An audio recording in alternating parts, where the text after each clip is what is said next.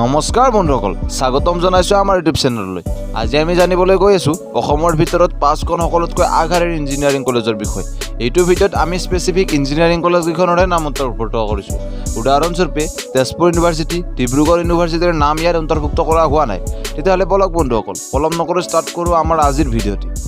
অসমৰ ভিতৰত top 5 engineering কলেজৰ নাম্বাৰ 1 হ'ল Indian institute of technology Guwahati অৰ্থাৎ IIT গুৱাহাটী, যিখন IIT ৰোড গুৱাহাটীত অৱস্থিত। ইয়াত আপোনালোকে এডমিশ্যন ল'বলৈ হ'লে JEE মেইনছ আৰু JEE এডভান্স এক্সামিনেশ্যনত উত্তীৰ্ণ হৈ এডমিশ্যন ল'ব পাৰে। আৰু ইয়াত আপোনালোকে BTech in biotechnology, chemical engineering, civil engineering, computer science and engineering, data science and artificial intelligence, electrical engineering, electronics and communication engineering, engineering in physics, mathematics and computing and mechanical ইঞ্জিনিয়াৰিঙত BTech degree লাভ কৰিব পাৰে। অসমৰ ভিতৰত top 5 engineering কলেজৰ দ্বিতীয়খন college হ'ল NIT Silchar অৰ্থাৎ national institute of technology Silchar. এইখন অৱস্থিত NIT ৰোড শিলচৰ কাছাৰ। ইয়াত আপোনালোকে JEE মেইনছ এক্সামিনেশ্যন উত্তীৰ্ণ হৈ এডমিশ্যন ল'ব পাৰে। BTech in computer science and engineering, electronics and communication engineering, electrical engineering, mechanical engineering আৰু কেমিকেল ইঞ্জিনিয়াৰিঙত আপোনালোকে ইয়াত BTech ডিগ্ৰী লাভ কৰিব পাৰে।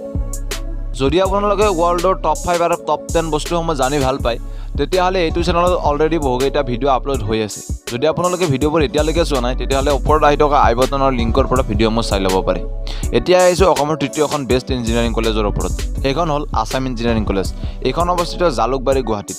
ইয়াত এডমিশ্যন ল'বলৈ হ'লে আপোনালোকে CEE এক্সাম উত্তীৰ্ণ হ'ব লাগিব অৰ্থাৎ কম্বাইনড এণ্ট্ৰেন্স এক্সাম উত্তীৰ্ণ হ'ব লাগিব। ইয়াত undergraduate courses like civil engineering, mechanical engineering, electrical engineering, chemical engineering, electronics and telecommunication, computer science and engineering, industrial and production, instrumentation আদিত আপোনালোকে BTech ডিগ্ৰী লাভ কৰিব পাৰে। অসমৰ চতুৰ্থখন বেষ্ট ইঞ্জিনিয়াৰিং কলেজ হ'ল JEC অৰ্থাৎ যোৰহাট ইঞ্জিনিয়াৰিং কলেজ। এইখন অৱস্থিত গড়মূৰ যোৰহাটত। ইয়াত এডমিশ্যন পাবলৈ হ'লে CEE এক্সাম উত্তীৰ্ণ হ'ব লাগিব। ইয়াত under graduate course civil engineering, mechanical engineering, electrical engineering, computer science আৰু ইনষ্ট্ৰুমেণ্টেশ্যনত BTech ডিগ্ৰী লাভ কৰিব পাৰে। অসমৰ ভিতৰত টপ 5 ইঞ্জিনিয়াৰিং কলেজৰ 5খন কলেজ হ'ল BBEC অৰ্থাৎ বিন্নেশ্বৰ ব্ৰহ্ম ইঞ্জিনিয়াৰিং কলেজ। এইখন অৱস্থিত চন্দ্ৰপাৰা কোকৰাঝাৰত। ইয়াত এডমিশ্যন পাবলৈ হ'লেও CEE এক্সাম উত্তীৰ্ণ হ'ব লাগিব। ইয়াত under graduate course chemical engineering, electrical engineering, mechanical engineering আৰু চিভিল ইঞ্জিনিয়াৰিঙত আপোনালোকে BTech ডিগ্ৰী লাভ কৰিব পাৰে। যদি ভিডিঅ'টো এতিয়ালৈকে চাই আছে, তেতিয়াহ'লে এটা লাইক কৰি দিব। আপোনালোকৰ এটা লাইকে আমাক ভিডিঅ' বনাই যোৱাত সহায় যোগায়। যদি চেনেলটোত প্ৰথমবাৰৰ বাবে আহিছে, চেনেলটো ছাবস্ক্ৰাইব কৰিবলৈ নাপাহৰিব। ধন্যবাদ। জয়